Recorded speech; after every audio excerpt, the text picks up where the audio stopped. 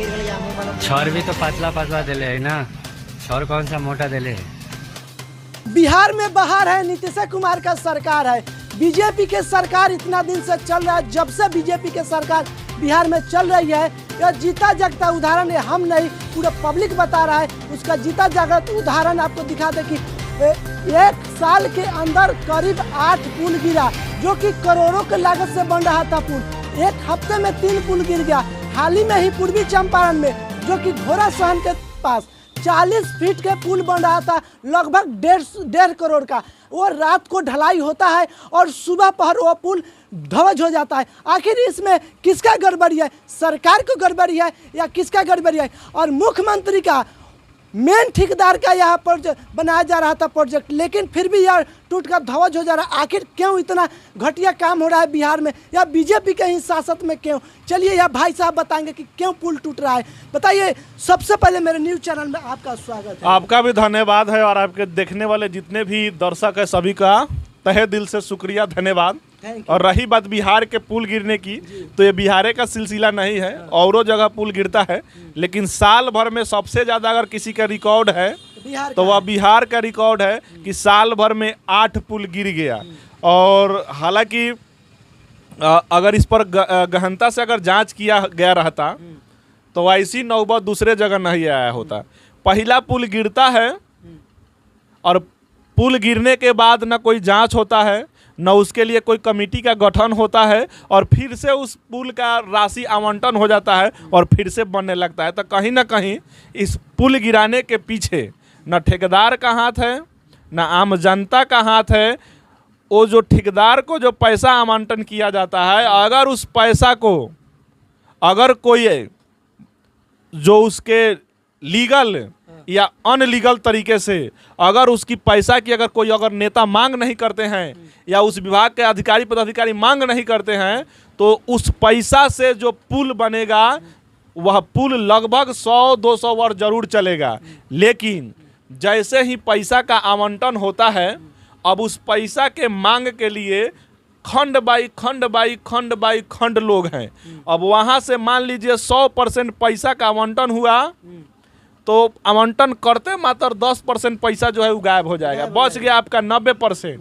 90% में से नेता लोग भी है तो 10-15% वहाँ भी गायब हो गया, बच गया 75%। 75% से आते आते जब आप डिस्ट्रिक्ट लेवल पर आइएगा तो वहाँ भी हो जाएगा आपका 20-25% खत्म, बच गया आपका 50%। अब उस 50% में से ठेकेदार क्या करेगा? पुल का निर्माण करवाएगा। अब जहाँ पे पुल बनने वाला है वहाँ पे दबंग आदमी भी होगा, वहाँ पे बोलने वाले लोग भी होंगे।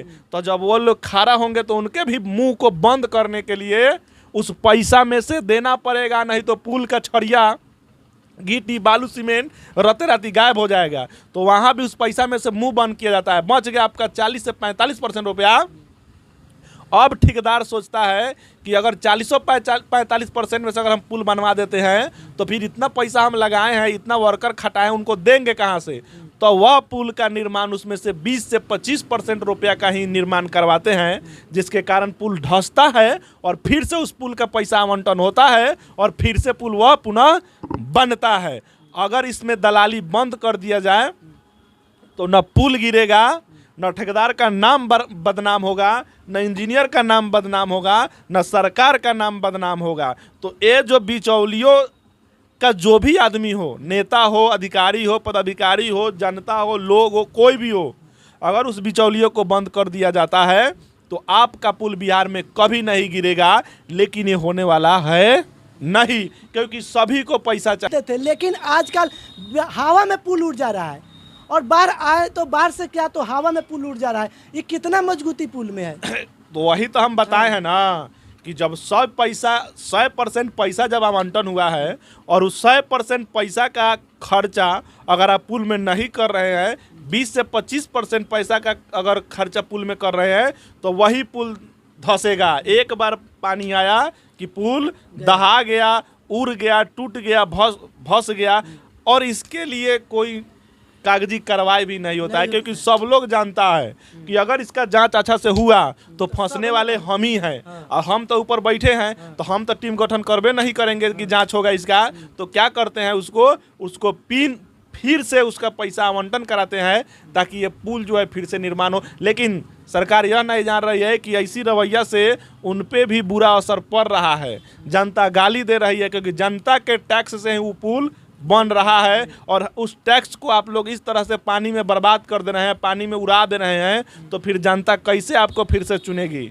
तो आप लोग अभी भी समय है, संभल जाइए, नहीं तो जनता ईंट से ईंट बजा देगी और आने वाले समय में दूर नहीं है चुनाव, फिर उस चुनाव में आपको मुंह के बल गिरना होगा। तो फिर ये नहीं कहिएगा कि हम डूब कैसे गए, आप तो डूबे सनम हमको भी ले डूबे, ये कहावत होने वाला है। इसलिए होने वाला है कि आप ही के नेतागण, आप ही के अधिकारीगण पैसा ले लेते हैं और यह पुल धंस जाता है और आपको पता भी नहीं होता है मुख्यमंत्री साहब।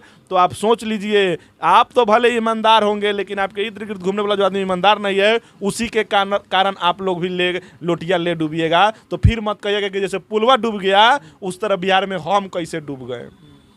हो गया बस, अब इतना ही, दूसरा क्या कहे, फिर आगे कुछ होने वाला होगा। अजूबा बिहार में अजूबा होते रहता है, फिर अगर कोनो अजूबा होगा तो उस टॉपिक पे बात किया जाएगा। बिहार में आप लोग देखते रहिए ऐसा ही पुल उड़ने का सिलसिला और ऐसा ही नेता को आप लोग चुनते रहिए। अब तक के लिए इतना ही। जय हिंद, जय बिहार।